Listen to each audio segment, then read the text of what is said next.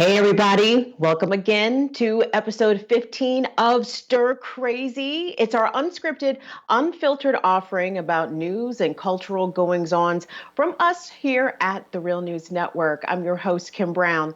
Now, today's show is about sports and the intersections between race, class, and capitalism before and since the pandemic. I mean, we are in a not-for-play state right now because COVID-19 has hit the sports industry really hard, but there's been a lot of intersecting and overlapping stories that were definitely catching your interest. And there's also a political hook as well, as some well-known sports figures get pulled into the Trump White House consultations about how to reopen the economy post the coronavirus pandemic as that's ongoing. And listen, we want you to join the conversation as well. You guys have been rocking out in the comments, rocking out in the live chat. You know, we always appreciate that. So be sure to keep that going. But right now, it's time to introduce and bring in our esteemed panel. Today, we're joined with Dave Zirin. Dave is a journalist. He's an author. He's also sports editor at the Nation magazine.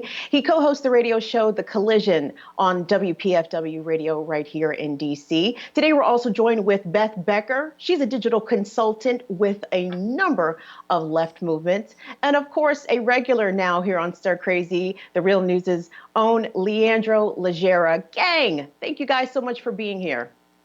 Hi, How are you. you? Thank you for having us. Well, listen, despite the fact that there are no sports being played right now, there was no March Madness. We have no Major League Baseball, no hockey to talk of right now. Things look a little different in South Korea, which has also been dealing with the coronavirus pandemic, except they dealt with it smartly as opposed to how the U.S. handled it stupidly. And right now, they are doing scrimmages for baseball. There is at least a slim chance that a baseball season could be had in South Korea this year. Leandro, talk to us about how health policy is really influencing Korean baseball owners' decision to let their players play. I mean, I think when you think about South Korea versus the United States and sports being able to play, there's a lot of cultural differences in South Korea that just simply won't happen here. They have a good sense of like filial piety, and where they will put themselves behind kind of the family structure, the overall health of the nation and such. So if you look at that article, like if one person gets sick, they stop playing.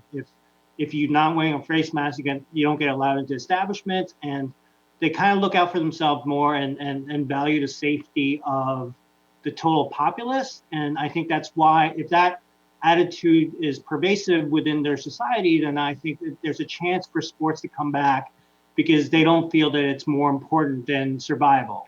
Whereas in the United States, I think if you paid attention to the protest yesterday and the way our legislators are talking, they don't seem to feel the same way. And safety isn't paramount to them, whereas it is in South Korea.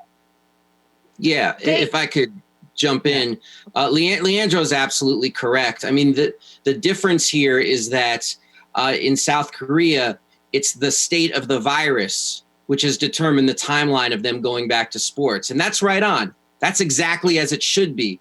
In this country, it's clearly being driven by political concerns. Donald Trump was on a phone call with the governors today, and he said that returning to sports was a key priority for him because he thought it would make people in the United States feel like we were, quote unquote, getting back to normalcy. Now, there is no getting back to normalcy until the virus is under control, and pushing forward sports as a kind of kabuki theater to show us that we're back to normalcy is an absolute joke, and all it does is endanger more people.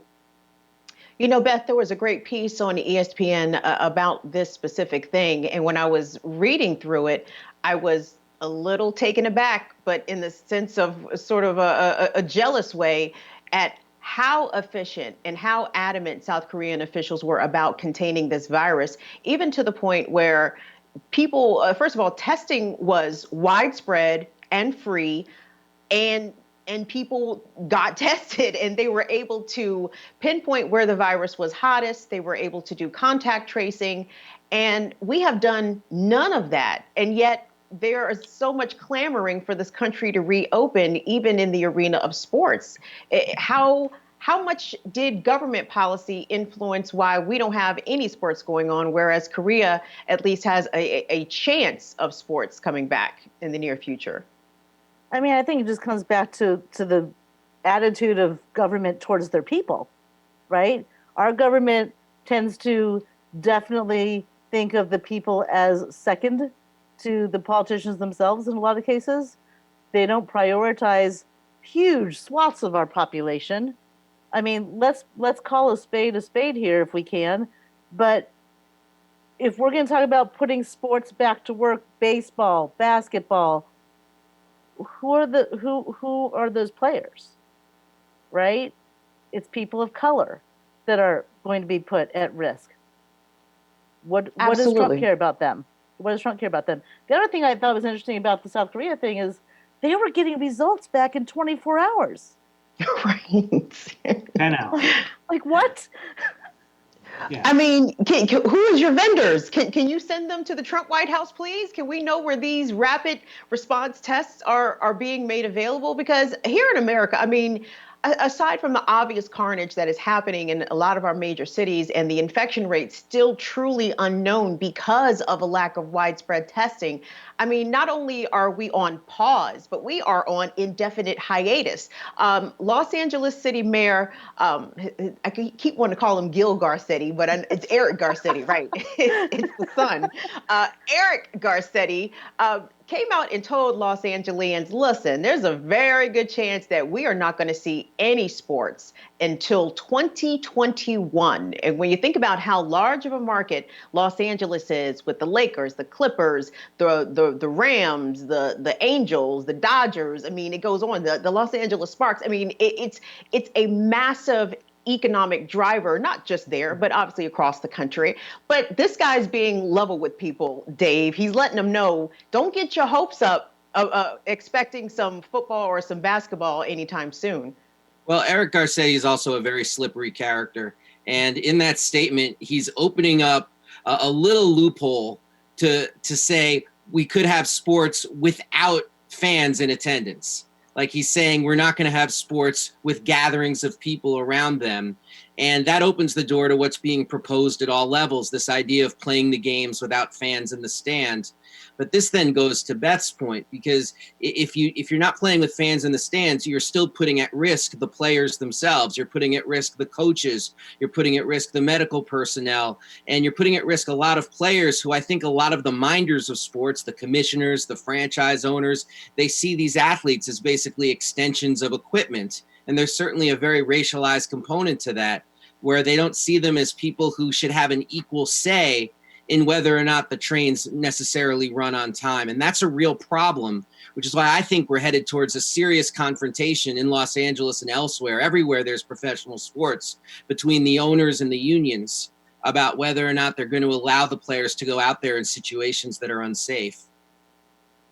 You know, Leandro, Dr. Anthony Fauci, the director of National Institute of Allergy and Disease, Infectious Disease, I think that's his actual title.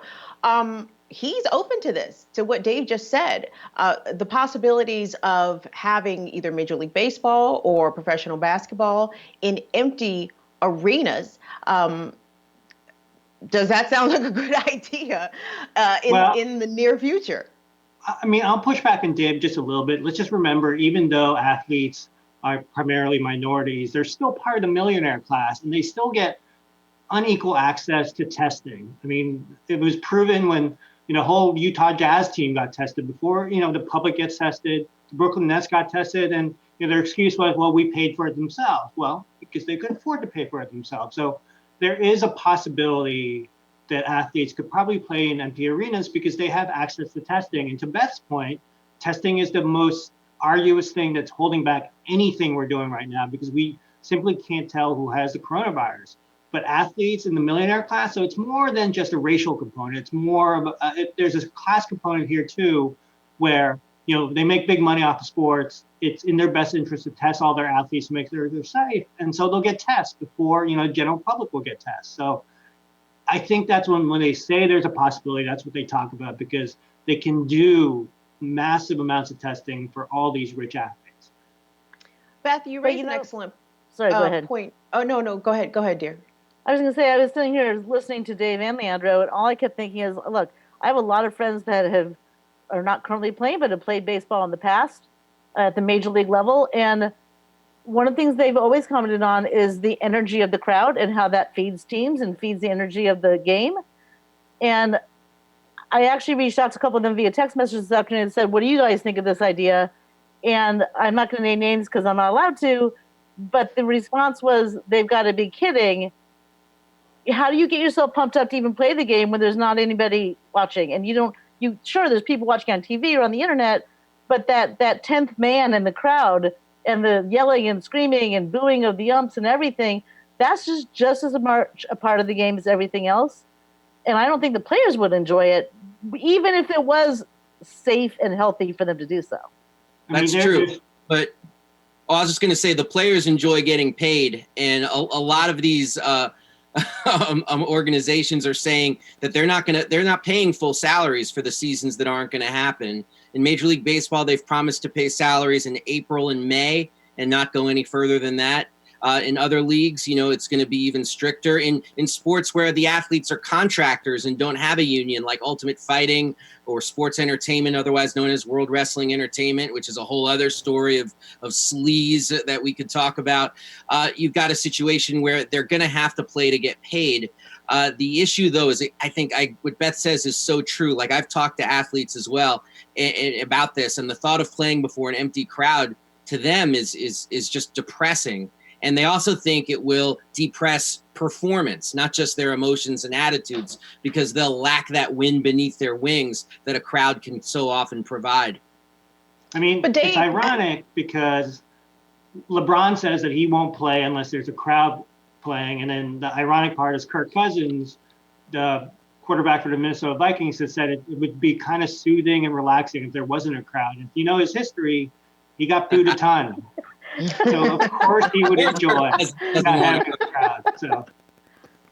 Listen, you're talking to a room full of DMVers. Nobody here has love for Kirk Cousins, trust me.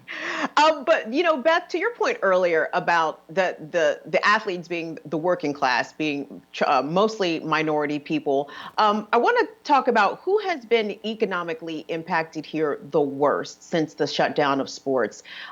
For a health necessity, no question. But the bottom line is a lot of people that work in sports arenas or who work in and around sports franchises are hourly workers.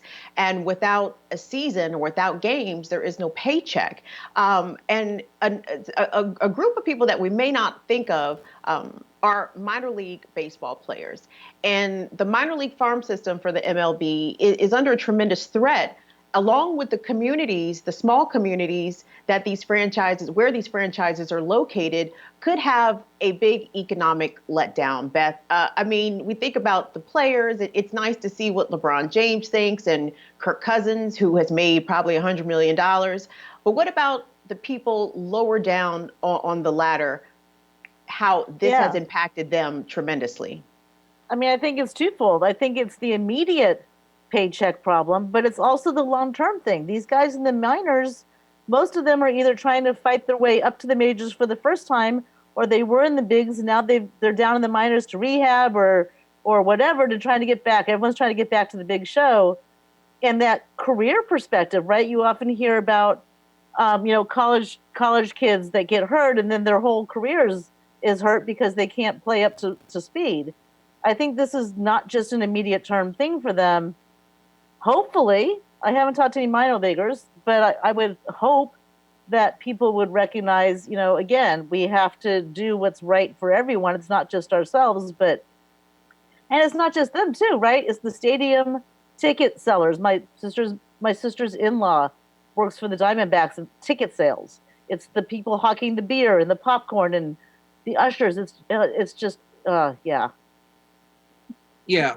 There are two issues as I see it. The minor leagues without a federal bailout, could shut down. Because Major League Baseball, they get their money from television revenues and sweetheart cable deals. So they're fine without fans. Fans are basically scenery at the major league level. But ticket revenue is everything for minor league parks. And so without that ticket revenue, I mean, they're going to get slashed to the bone, or they're going to just disappear. And that's also going to depress a lot of communities, because it's a lot of small towns, of course, that host these minor league teams. So that's a big deal that we should keep our eye on. Like, if we want minor league baseball, if we think it should exist, if we don't want these communities to atrophy because minor league baseball goes the way of the dodo bird, then they're going to have to be part of some sort of federal bailout. No ifs, ands, or buts. The thing about stadium workers, which I think we've seen, which has been a very interesting development, is that stadium workers, it looked like were going to be on the outside with their faces pressed up against the glass. But then you had a lot of athletes step up and actually shame ownership into making sure that they got paid. It might not be for the whole duration of the year by any stretch, but at least for a few months down the line, like players like Zion Williamson, players like Joel Embiid, they donated to the families themselves. And that really shamed and embarrassed ownership in several cases to say, okay, yes, we are all a family. We are going to take care of the people who, I think, if these athletes hadn't stepped up, they wouldn't have been taken care of. If it wasn't for the well-compensated working class athletes, the professional athletes, the billionaire owners would have never even given consideration to the hourly workers, which makes all the sporting events possible, Leandro. I mean, I thought it was great for these owners to be shamed publicly, whether or not it was intentional or unintentional. But it just goes to show you how a lot of billionaires never consider those beneath them. Yeah, I want to make one more point about minor league baseball players. At the major league level, you're unionized, and then have a pretty strong union in the historical aspect of it. But minor leaguers are not unionized. They have far less protections than what their major league baseball counterparts have. And, they're basically chasing a dream. And I think it's kind of overly romanticized. And the minor league system was actually already contracting this year. So this is just more trouble on top of what it was already becoming a pretty disastrous system. And yeah, I mean, I think, like, if you think billionaire sports owners are in it for anything but the money, then I think you're misguided. People like Robert Kraft, Jerry Jones, Dan Snyder, there's a whole host of owners that you can just go down the line and know that their only interests are their interests. So did you expect them to pay the stadium workers? No, probably not. But I'm glad the athletes did step up and at least contribute something. Well, guys, I wanted to move on because Dave brought this up earlier, and it has a lot of news relevance to it. The WWE has been deemed an essential business in the state of Florida. Now, I know you're thinking, why wrestling? It could be anything considered essential, but it is true. Initially being considered essential by a local mayor in Florida, then going on to be deemed essential by the governor, Ron DeSantis there. Dave, why? I'm trying to follow this because from what I understand, there's already been at least one positive coronavirus test amongst someone in the WWE. Well, the best way to explain it is to go through a timeline here of the last week. I mean, this really is a rancid story that really speaks to the decay of the U.S. political system and the ways in which people with money can get what they want, even though they should be, by all intents and purposes, illegal. So last Thursday, April 9th, that was when Ron DeSantis deemed wrestlers as essential. That same day, it was announced that Linda McMahon, who is the wife of Vince McMahon and who is also a former member of Trump's cabinet and the co-founder of WWE, announced that she was dumping $18.5 million from her super PAC into Florida to reelect Donald Trump. Ron DeSantis is, of course, like a footstool of Donald Trump. He's a little Trumpite governor in Florida who does what Trump says. So Linda McMahon she drops $18.5 million.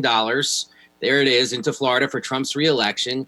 And DeSantis claims that WWE wrestlers are now essential. The next day, on April 10th, that's when it's announced that by Vince McMahon that WWE was going to go to live programming. Now, why is that so important? Because Vince McMahon's multi-million dollar contracts with Fox Sports and the USA Network could essentially be thrown out if he wasn't delivering a certain number of live shows per year. So this decision was worth hundreds of millions of dollars to WWE and the McMahon family. And then to top it all off, as you said, there's a corona case in WWE. So by all intents and purposes, they should shut down just like every other major sport. But now they have 18.5 million reasons, or Florida does, to overlook that and deem them as essential workers. It's really an ugly story. And then the cherry on the sundae of all this is that yesterday, WWE announced that they were laying off a huge number of wrestlers, huge number of support staff, even though their stock price is actually going up because they're now able to do these live shows. It's really preposterous, and it goes back to sort of the heart of the first story that we spoke about, how in South Korea, the baseball organizations are being over precautious, even though at this point, I don't know whether or not we can say, is there such thing as too much caution being taken, but to the effect that if someone shows up at the baseball facility in Korea with an elevated temperature, they send everybody home. Beth, we're looking at a person, an employee, whom I don't think we know yet, but has tested positive for coronavirus, and the WWE still expects their people to show up to work, the folks who still have jobs, I suppose, who weren't laid off. But now the state governor and the government supports this very, very dangerous policies that they are moving forward with. And I sadly don't actually think this is going to be the first example we're going to see in Florida or in the country in general. Arizona, Ducey has already said that he loves the idea of Major League Baseball coming to Phoenix and playing their games in Phoenix with no audiences. You know, you've got the racetrack at Daytona has the big July 4th race coming up. The Pepsi 400, I don't think it's Pepsi anymore, but yeah, it's just mind blowing the differences. And it's not even just South Korea and here. You look at even some of the other countries like Japan and what they're doing with their sports, and they basically shut everything down at this point too because they're on the upside of the curve, so to speak. You know, it all comes down to money, just like it always does with I can't bring myself to call him by name. I call him Lord Tiny Hands and his minions. You know, speaking of Trump and his minions, you know, Florida Governor Ron DeSantis, Vince McMahon, Robert Kraft, Leandro, these are a lot of folks who have been tasked to sort of reopen the economy, but it is pretty consistent across the board. These are conservatives and Republican lawmakers who are showing true disdain, not only for their citizens, but for their own supporters, encouraging people to show up, get out, start reopening the economy. Bitch, we are in the middle of a pandemic. It can't be all loosey-goosey and everybody show up to work and everything will be fine. We'll just soldier on. Yeah, I mean, I think, first of all, it's Florida. I mean, that's all you need to say. And secondly, I think Florida and DeSantis is single-handedly trying to kill the whole country with policies about spring break, opening sports, keeping everything open, letting people go to church on Sundays. And I don't think they quite understand how a virus works. Like, it doesn't stop at your border. So if one state propagates these kind of policies, then, I mean, I think we're going to be in quarantine for much longer than we think, even after we pass Apex in New York and DC and such, because I mean, Florida and the rest of the southern states, I mean, they're next, and they're not doing any sort of social distancing policies. In fact, conservative groups are encouraging their supporters to protest quarantine, to gather, to, oh my God. We saw that in Michigan. Yeah, Michigan, Ohio, and North Carolina. I mean, they're all pressuring their governments to kind of open and protesting openly. I mean, I think, like, we've heard about super spreader events, and I think they're artificially creating them. Yeah. Yeah. We live the terrible irony of the whole thing is I would love to counter protest these people, but I'm in quarantine because I'm trying to be responsible about what's happening right now. Well, I'd love nothing more than to go out there with a banner telling them where they can take their Confederate flags up in Michigan and where they can put them. It's a ridiculous situation. And you said something, Kim, that I think we have to underline.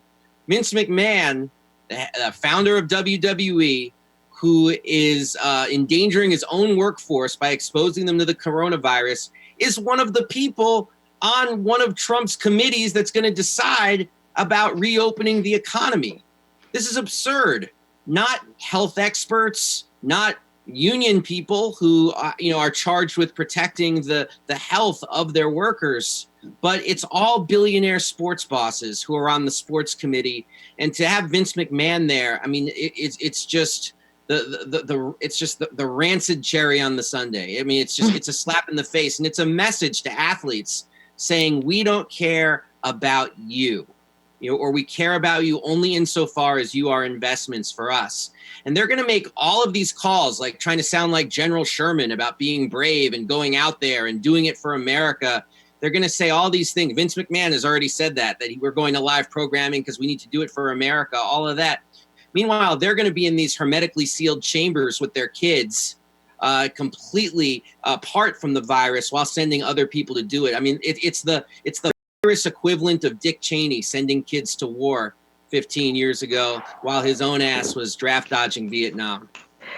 Wow, the virus equivalent of Dick Cheney. I like that. Deep. I like that too, Dave. That was pretty good. Hey, gang, I want to move along because sports has obviously had to adjust itself, if not shut down altogether. But we've seen some ways in which some of the leagues are able to still provide somewhat of a product to its audience. As we know, the NFL is going to make their draft virtual, and NASCAR has been doing something what I actually thought was pretty cool. They've been doing these virtual online races with the actual drivers and doing the actual tracks.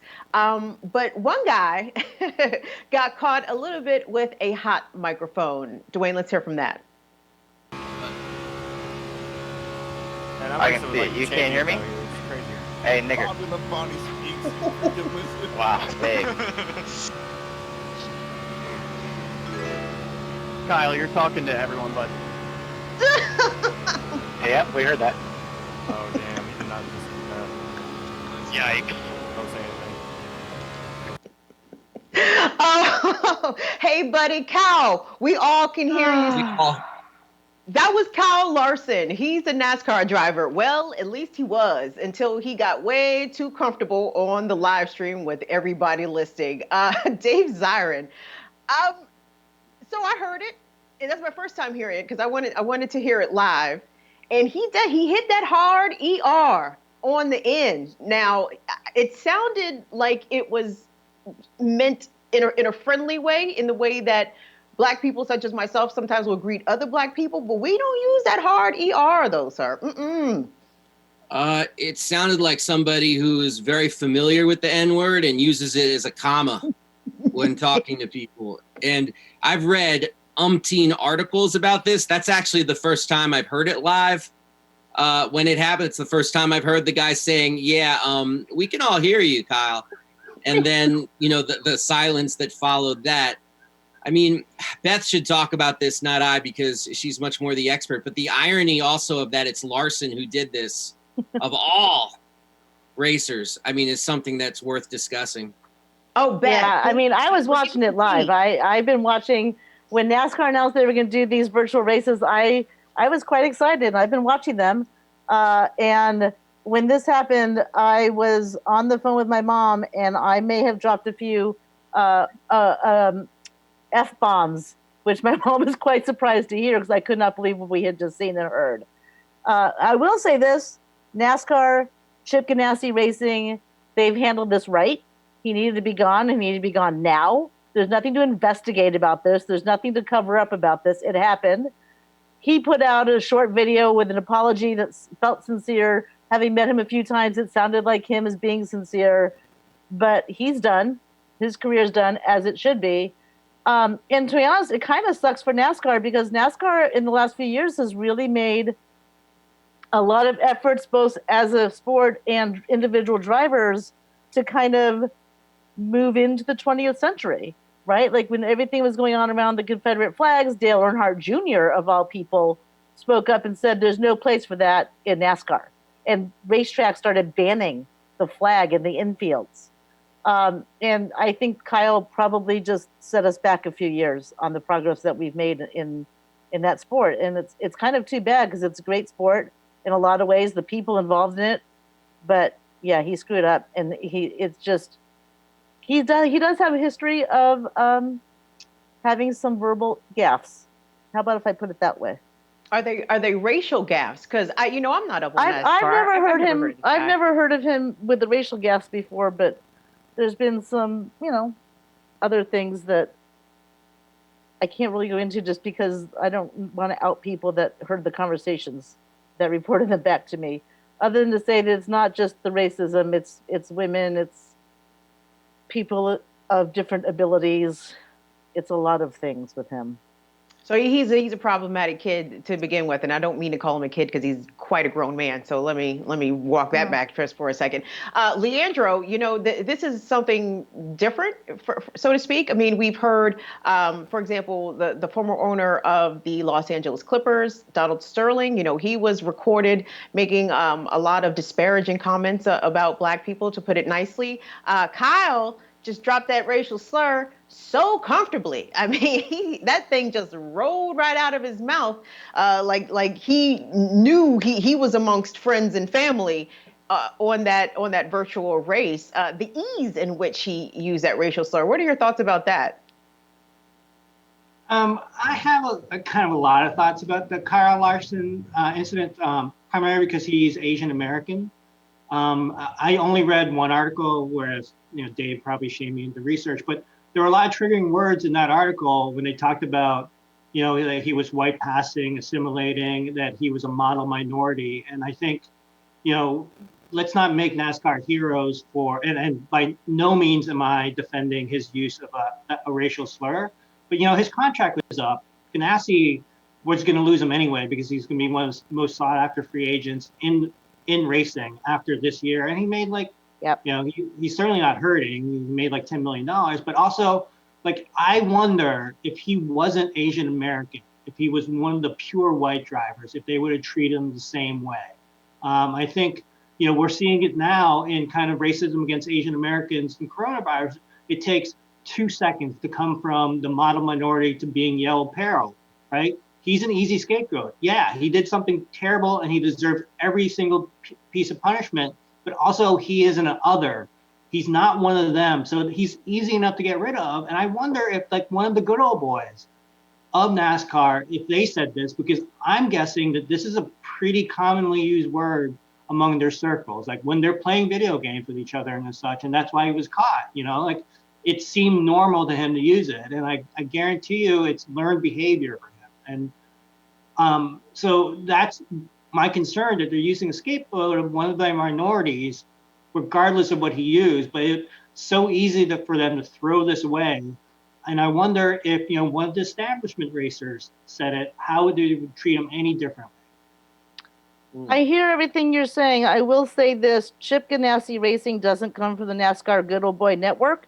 He actually comes out of the IndyCar world and has been in NASCAR for a while now. But his team and his ethos are a little bit different. I always called IndyCar the teacup set because it's usually the fans are a different set than what you would see at a NASCAR race.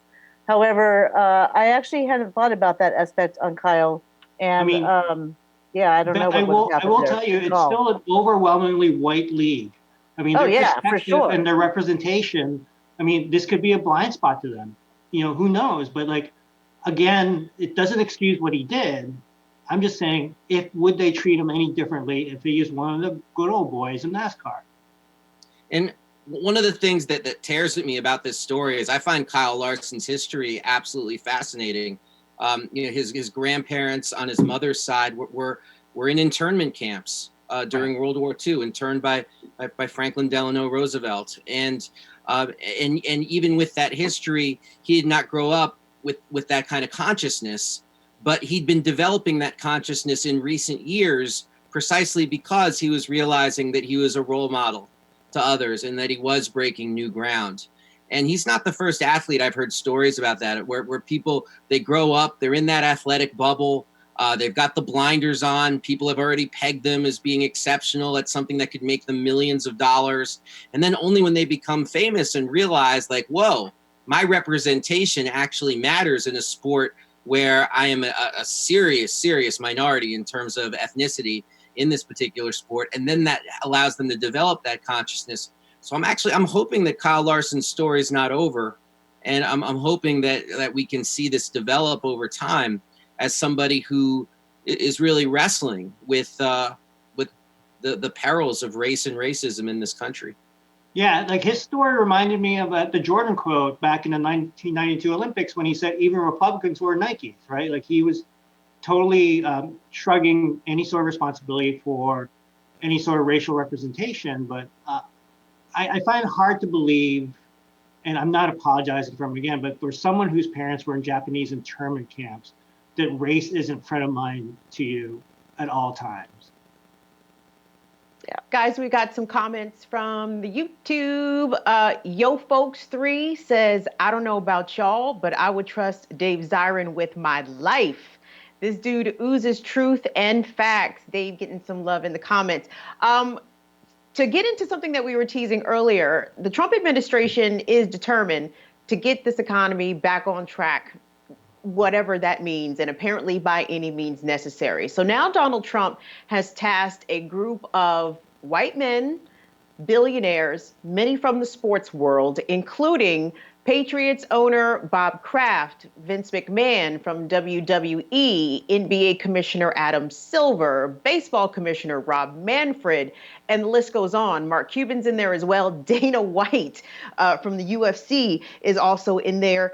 Now, guys, we know that these folks are worth a lot of money and or have a lot of influence, but what in the hell do any of these jokers know about resuming normal work activity in the midst of an unprecedented pandemic, the duration and I guess severity of which has still not yet unfolded in this country? What's going on here? Let's start with you, Beth.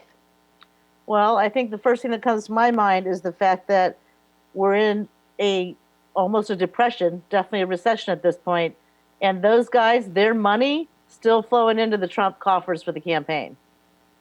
So why not trust them? Because they're going to keep him flowing when the low dollar money starts to dry up as people are losing their jobs and not getting their stimulus checks and not getting their unemployment. Money talks. And they have no more credence on this than 99% of the rest of his administration at this point.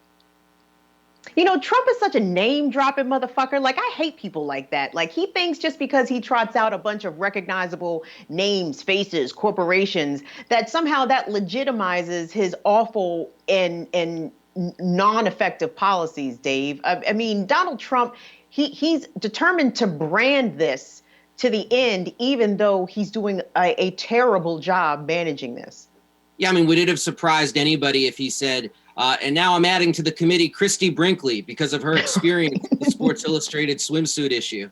I mean, we wouldn't even blink if he did that. I mean, let alone anybody who's got any knowledge about disease, health, worker safety, anything like that. It's just a bunch of names. But it's the names themselves, too, who we should look at. I mean, Roger Goodell, Jerry Jones, Bob Kraft from the NFL. Yes, Jones and Kraft are both million-dollar bundlers to the Trump campaign, but the three also have in common that they're a part of covering up concussions in the National Football League. So they have demonstrated in practice that they do not care about the health of the people who are on that field. I keep thinking of this thing that Brian Mitchell, the great Washington football player, he once said to me. It was so good. He said, when it comes to us being athletes, it's like we're the workers, but we're also the product. It's like a chef cooks a steak, but we're both the chef and the steak. And I think that's how a lot of these folks, they view these athletes, that they're not people as workers. They're the steak. They're the product. And when you have people like Goodell, Kraft, Jones, when you have people like Vince McMahon, who we discussed, Dana White, who's trying to like have UFC fights on an undisclosed island, which he's calling Fight Island, to get rid of any sort of restrictions that could be put down on him by any political officials. These are people who aren't only just names or billionaire empty suits or friends of Trump. These are people, with the exception, I would say, of Adam Silver and Mark Cuban in the NBA, people who have demonstrated in their lives that they do not care about the health, safety, and well-being of the people who are going to be taking the field. And yet they're somehow in charge of telling us when it's safe to do so. It's outrageous. Leandro, what was your take on this collection of unwise counsel of white men? They're just like the Oscars. No, I mean, they're really, really white. I can tell you what I would watch on TV if you drop all these names on Dana White's Fight Island and have like a survivor death match. I mean, I think that would make people a lot of money, and then the ratings would be pretty high. But even like if you look at all the committees, the restaurant committees are all high-end chefs like Thomas Keller and John George, and it matters that they're white because, you know, the most endangered populations for us opening up are not white people. So, I mean, their perspective, their representation will not take that into consideration. So, I mean, I think all these councils are a farce. I mean, unless we show on television that they're actually wrestling each other, then I don't think there's any value to like having these kind of councils to determine how we're going to reopen the country. This council is also very, very male. Very male too. You're exactly right.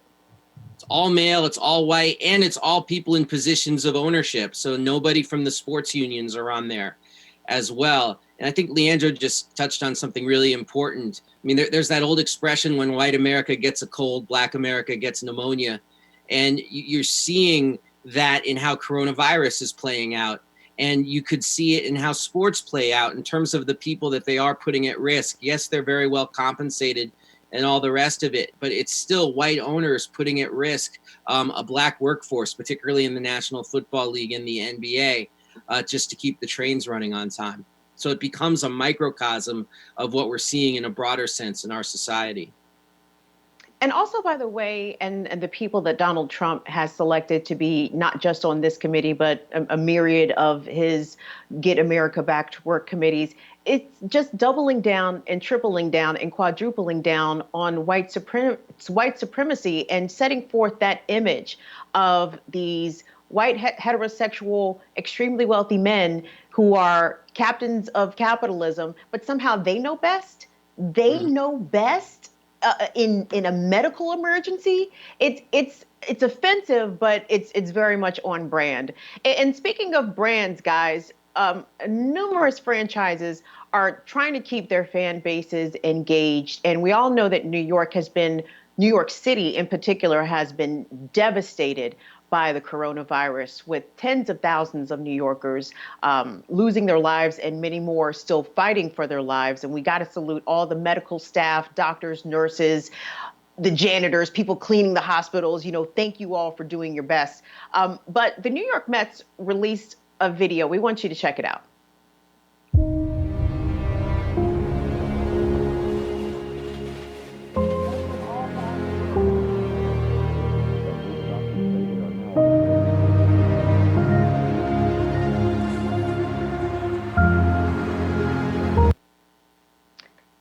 Now, that was from the New York Mets, and obviously a touching piece of media released by the Major League Baseball franchise. But some comments underneath, people are upset that they are not being refunded for their season tickets.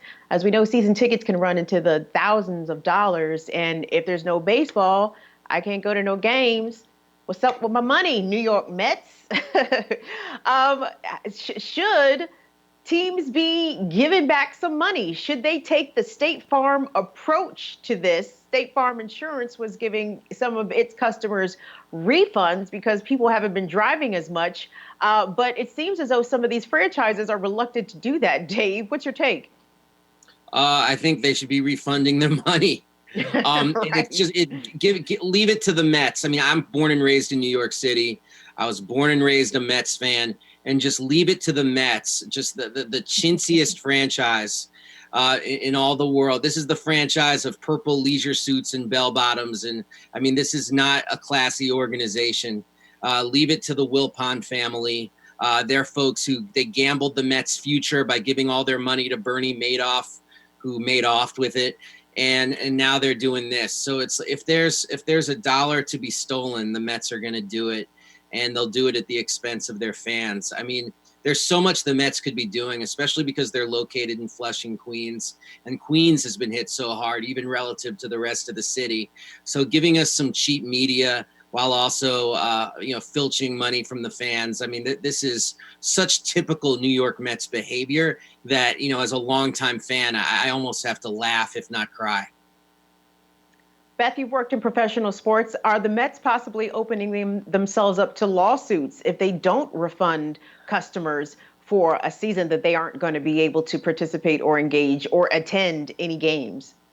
I mean, I don't know that end of the business. I worked in marketing, but I would imagine so. I know that there's already some lawsuits pending against both Ticketmaster and StubHub for the same problem, not just with sports, but also with concerts. As a big concert goer, that's something I've been following as well. It's also been interesting because it's not just the Mets. I'm a Nats season ticket holder here in DC. And I have to admit, I hadn't even thought about the fact that I would like my money back maybe. Although my guess would be, knowing the Nats and how they tend to be usually, maybe they'll give us like credit towards a future season. I think these teams are all going to have to do something. I don't think it's just the Mets that are the problem here. But what I did notice is that the other day, the Nats did a Zoom where they watched Game 7 of the World Series together as a reunion type thing. And in the comments to that live stream, we didn't see angry Nats fans lashing out in that way. I don't know that necessarily means that Nats fans are classier or we're just more clueless and more focused on the political because we're in DC. But I do think these teams are going to have to think seriously about giving the money back, giving credit towards future seasons. There's got to be something here because $2,000 for a season ticket ain't nothing. Beth, I tell you why the Nats fans aren't, man, because we're winners, still World baby. That's right. We are still the champions until there's a season. Until further notice, we remain the champions. And Leandro, we beat a team of cheaters together. That's right. Yeah. Hey, No, he's talking about Houston, Kim. I'm talking about Houston. He's talking about We Houston. beat a team of cheaters. Yes, and that makes the Nationals. That makes it all the sweeter. Damn right. And I'm so happy about that. I mean, we're just going to be the champ. You saw Muriel Bowser. She's wearing her World Series championship hat until forever. But Leandro, aside from being a customer service issue, as Dave said, it has to do a lot with class, right? I mean, because it's such a no-brainer to understand that people are suffering right now. People have lost their jobs. People's incomes have taken a tremendous hit. And it would just be a really gesture of goodwill to just do the right thing here. I mean, I think the word tone deaf comes to mind. Dave made a good point. The Mets, especially at the apex of the coronavirus in New York, I mean, I think to Beth's point, if DC was in the throes of where New York was right now, that probably wouldn't be as well received. But I don't think the Nats would ever do that kind of thing. Yet the Mets have always underestimated or never quite understood their market. I mean, they've been chasing the Yankees for so long, and I don't think they really understand New York sports fans. And they most certainly don't understand New Yorkers. Like to think that New Yorkers would react to that in a way that they want, while everyone in Queens and Flushing is literally sick and or dying, then yeah, I mean, I think it's a matter of class, but it's also a matter of like never understanding your market. And that's why the Mets will never probably win. Probably not. Oh, Dave, are you a Mets fan? Well, born and raised one because I had to be against the Yankees growing up. I mean, you could be a Dodgers fan the way I was when I was a kid, because my mom was a Yankees fan. I rebelled by being a Dodgers fan. Beth hates the cheaters too. Well, that's right. The thing. My family was all from Brooklyn, so being Brooklyn Dodgers fans, like being a Yankees fan, wasn't an option. I just gravitated to the Mets, and I loved Keith Hernandez, Dwight Gooden, Darryl Strawberry. I didn't know at the time that they all had serious cocaine problems. I mean, I was fan of like the Tony Montana All-Stars. That was my room growing up. But that was a fun Mets team. But then they've sort of had their hooks in me ever since. And Leandro's absolutely right. Like the Mets could not market snow on the equator.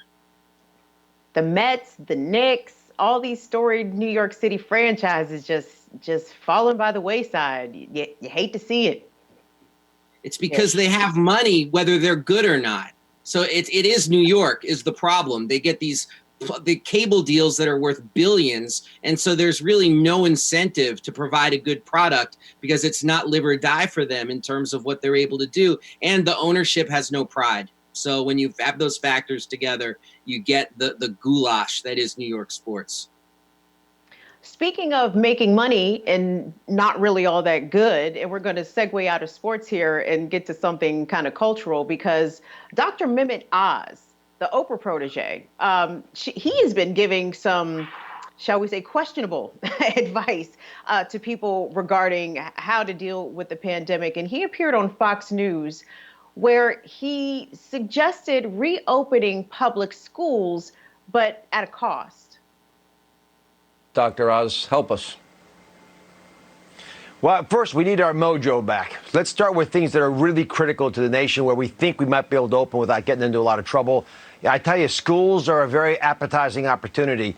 I just saw a nice piece in the Lancet arguing that the opening of schools may only cost us 2 to 3% in terms of total mortality. And, that's any life is a life lost. But to get every child back into a school where they're safely being educated, being fed, and making the most out of their lives with a theoretical risk in the backside, it might be a trade-off some folks would consider. We need to get industry back, supply lines. I mean, things that we can do without putting the nation at risk.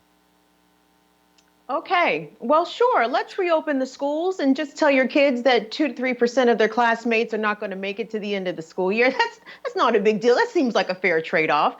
This consistent message coming out of conservative media and coming out of the mouths of conservatives, this notion that we all must make a collective sacrifice of either our own lives or the lives of people close to us to get the country restarted. I feel as if these people are intentionally not reading the room here, Leandro. The casual way that they just offer up the lives and just say, a small percentage of people will die. Yes, people will die is the actual point there. Did everyone creep out when he said it was an appetizing opportunity? Yeah. I think what is dangerous here and what I'm terrified about is we're slowly getting to the point where we are actually calculating the price of a human life. Like before, it was a non-discussion to think that any life that we lose, especially these pro-life people, is worth that sacrifice. But now, it's in the calculus where they're putting value on what a human life costs in terms of the economy, in terms of everything else. That this is what this costs, and then the economy goes up and we can afford to lose X number of people. I mean, that's crazy. I mean, I don't know any other way to put it. And at one point, someone is going to come out with a price of what a human life is worth, and it's going to be terrifying. I mean, I feel like he was just offering himself up as tribute at this point. All of these people, the protesters in Michigan, all of the conservatives that are like, oh, I took a 5-minute walk around the block today. I was wearing a mask. I had gloves because the elevator in my building. There was nobody out on the streets in terms of cars, but it was amazing to me how many people were just walking around without any kind of protection. And I literally at one point had to go out into the street because there was 3 people that were obviously not related to each other walking down the street, taking up the whole sidewalk. I think people like that are just volunteering and I hate to say it because I don't like to think badly about people in general, but at this point, if you're not gonna take those precautions, if you're not going to think about anyone other than, oh my God, I need to get back to that, maybe you should experience how horrible this disease really is. If there is a hell below, I hope that there is a slot reserved for Dr. Oz. The idea that you could be a medical professional, the idea that you could have taken the Hippocratic Oath, the idea that you could speak about how appetizing it would be if only 2 to 3% of kids die by reopening schools. The only answer we can give is, Dr. Oz, your kids first. your grandkids first. Let's see how cavalier with life you are when it's your family on the line. I bet we're going to get a very different answer. Now, I'm not familiar with Dr. Oz's stance on abortion. I don't know if he's weighed in publicly one way or the other, but clearly the audience that Fox News has weighed in, and they are definitely anti-abortion. They are anti-reproductive choice.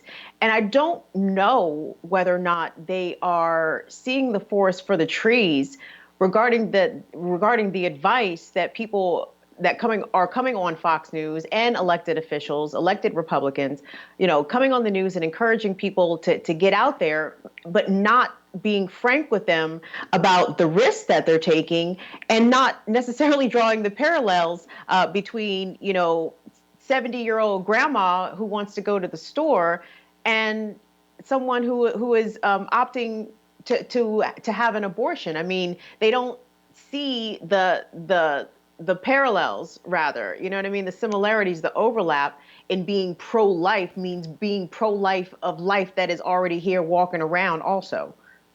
I just found a quote from him from 2016. He does in fact say that he is pro-life. Well, shut my mouth, kiss my grits. Well, then that should come as a surprise to nobody then, right? Right. So he's being on message with his nonsense. But again, like Dave said, then offer up your own grandkids then, Dr. Oz. Send your kids to school first. I mean, being 97% pro-life is still pro-life. Yeah. Right, guys. Well, we actually do have no, we don't have that video of Dr. Fauci saying that he agrees with reopening, some aspects. Oh, yeah, I saw that interview this morning. Yes, but I did want to get to a little bit of a fun story, because many of us out here are missing hockey. Here in DC, we're a big fan of Alex Ovechkin. He was on a scoring tear this season, setting records for scoring goals. I think he scored 700 career goals this year. Well, he and Wayne Gretzky were playing some video games and testing each other's scoring ability. Let's check that out. Okay, they don't have the video. Never mind.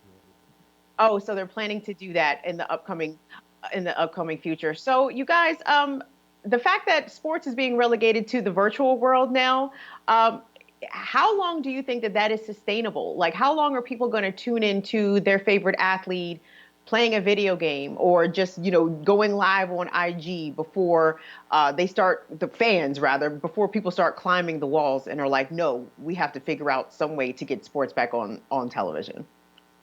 Well, esports is actually exploding right now in popularity because so many people are caught at home. So I actually think it has a longer shelf life than most. When you're talking about it skews younger, people do play these sports-related games, and yeah, there is a thirst for actual live sports as we know them, but there is also a generation gap where people who are younger, who are watching these games on their phones, who are on Twitch accounts, watching people play virtual games through different sporting mechanisms and video game style playing. I mean, that I think is going to sustain some folks for a while. It doesn't work for me, but to each their own. You don't want to watch the 1997 ALCS game again on ESPN Classic, Dave Zirin? That was a low blow. Not so much. I actually really enjoyed the horse competition. I know, like, production quality was terrible, but that was fun. The Chris Paul match versus I think her name was Aggie Quigley, and there was a lot of trash talking, The shots were great, and also I love the Caps and Ovechkin and such, but I'm Canadian, so I have to root for Gretzky. Okay, but Ovechkin's Russian. But he brought Gretzky joy is to this Gretzky, town. though. Yeah. No, Gretzky's he definitely Gretzky. brings joy. Yeah, Gretzky is Gretzky. Here's a shot from the YouTube comments, Dave, at the Mets. Bald Eagle says, they signed Tim Tebow. What do you expect? Just another carnival-esque signing by the Wilpon family. I mean, they might as well hire a mule to stick a bat in their mouth and put them up to home plate. I mean, I mean, that mule might actually be a better fielder than Tim Tebow. Well, speaking of New Yorkers, here's another fun video of what constitutes a New York accent. Y'all want to hear the best New York accent? Best New York accent. Best New York accent. These people are emailing me this link to apply for a New York accent contest on Instagram. You worried about a New York accent? I'm like, apply for an accent contest on Instagram? You don't have nothing else better to do? Yeah, I don't know what coffee is. I know what coffee is. I think you're a fucking moron. What the are you doing? You're fucking bugging, you know what I mean? 1 second, think I'm on some funny because I could show up to your grandma building and smack the out of you. You sound like you just stepped off the fucking subway. You want a bacon, egg, and fucking cheese? Now, my personal favorite New York accents has got to be a combination of Bernie Sanders and Ghostface Killer, as you see over my shoulder. Shout out to GFK. Dave, you're the New Yorker on the panel. What borough is thorough with their accent stylings? Oh, Brooklyn, always. BK, and I gotta all Brooklyn. Yes, Brooklyn. No sleep till Brooklyn. I mean, just watching that made me just very homesick. I'm like actually overcome by emotion. I just want to have a Coke and a slice right now. Beth, what's your favorite New York accent? I mean, I grew up with my mom from the Bronx, so I got to go with the Bronx. Sorry. By the way, though, I hate the Yankees, so you know. Leandro? I'm going with Queens. All the Filipinos live up there. QB. See, I feel like I know New York vicariously just through 90s rap. You know what I mean? Like, I have not spent a whole lot of time in New York, but I think of like Jay-Z, Biggie Smalls, Shit Your Draws, and they go through all like the Brooklyn hoods. Flatbush, you don't stop. Okay, I see I'm the only Reasonable Doubt fan on here. Listen, gang, I want to thank you all so much for joining us and hanging out with us for an hour. Special thanks going out to Beth Becker, Dave Zirin, Leandro, Lagera. I'm Kim Brown. You've been watching Stir Crazy. Don't forget, actually, real quick, the real news. We are in the midst of our $50,000 pledge drive. So right now, if you make a donation, donations are being matched dollar for dollar. Here's Mark Steiner to tell you more. I'm Mark Steiner, the managing editor here at Real News, and we're coming to you now during our spring drive to ask you to donate to show your support for Real News. We're trying to raise $50,000 during the spring drive to continue to bring you the kind of creative analysis and ideas you get nowhere else in the news anywhere, which is why you're watching this now, which is why you watch the Real News. So please, go to our website, donate, and let us know what you think at the same time. Thanks. And gang, also don't forget to check out the Police Accountability Report right here on the Real News' YouTube channel. Thanks for hanging out with us on Stir Crazy. We'll see you tomorrow. Peace.